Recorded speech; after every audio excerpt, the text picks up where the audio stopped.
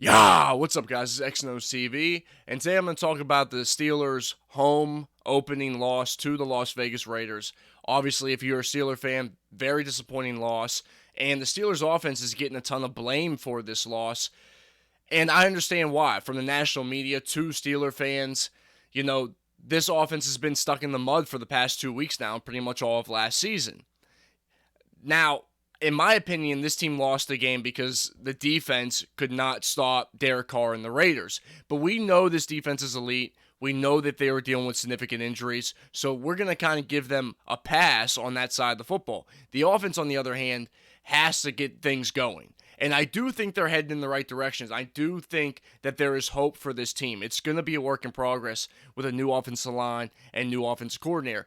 But nonetheless, there are still struggles. I think the national media is getting it wrong, and I'm here to tell you why I think this team is struggling. And the first thing we're going to start with is the run game. Okay, so the first issue I see with the offensive line is just I see the youth, I see the inexperience, and I see the lack of cohesion. This unit has only played together for just a small amount of time, and we as Steeler fans got kind of spoiled because obviously the offensive line we had in there before had been playing together for years.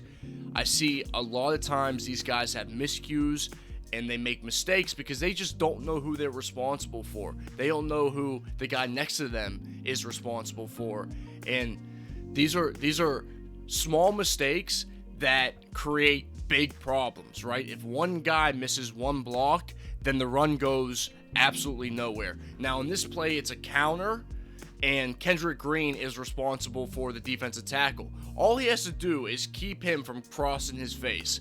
Very simple, easy block. If he gets this might go for a touchdown. Najee Harris might jump over the freaking safety and go for a touchdown. It's wide open. But because Kendrick Green can't make this tackle, it goes for nothing. And it's simple like that. It's not that the whole offensive line sucks. It's just one guy I see a lot of times missing one block. The next play I'm going to show you, very similar thing. A very easy, simple block that Chukwuekorfor should be able to make. If he makes this, Najee Harris has plenty of room to run on the outside. But I don't know if he's confused or if he just doesn't give enough effort. I mean, we know Chuk struggles as a run blocker, but he just seems confused there. If he seals that guy inside, there is room for Najee to pick up some yardage. It's simple things like that that are really hampering this team, especially on first and second down. So when it comes to the Steelers' run game, it's not always the offensive line that's hampering this team. Sometimes it's just not wise to run the football, or vice versa. Maybe it was wise to run the football, and Ben Roethlisberger chose to throw the ball. I know Matt Canada calls the plays, but ultimately Ben Roethlisberger, who has been in the NFL for almost 20 years, he's the one who makes the pre-snap reads. He's the one who makes the audibles at the line of scrimmage, and I think he needs to make better decisions at the line of scrimmage. Here, for example, this box is loaded. Okay, they got their safety down. They got Jonathan Abram down here. It's first down. Benny Snell just got in the game, and maybe that's why he's doing it, because Benny Snell just got in the game. But this is not a wise play to hand the ball off. You'll see that everything's kind of picked up pretty well by the offensive line. Obviously, Dotson could have a better block here on the defensive tackle, and it would have sprung Kevin Green a little bit better. But regardless, the defensive line's holding Kevin Green. But even if Kevin Green gets off smooth, there's two guys that he's going to have to block, Jonathan Abram and Corey Littleton. This play isn't going to go anywhere. You know what I mean? And I just would like to see Ben throw here instead of handing it off and basically just wasting the down. Now, the next play we'll look at is the opposite. It's a situation where I think they should have run the football. Instead, they threw the ball. You'll see they have two safeties deep here. Nowhere to throw the ball. Ben's going to end up taking a sack. But when we watch it from this angle, this is a light box. Defensive linemen are standing up. They don't know what to do. Just check to a run play. Hand the ball off to Najee. Remember, this guy isn't James Conner. He's not Benny Snell. When we had them, if everything was blocked up perfectly, maybe you get a 10-yard gain. This guy is the best player on your offense. He needs at least 20 to 25 touches a game. So if you have a situation like this is on second down, by the way. When on second down and 10, you can still run the ball on second down. You got to get this guy the ball. You got 2 safeties, a light box, hand it off to him and watch him work. But they don't. They throw the ball. I think the pre-snap reads and the audibles just need to be a little bit better. I think if Ben helps find the matchups, this run game will be a little bit more successful, and they need all the help they can get.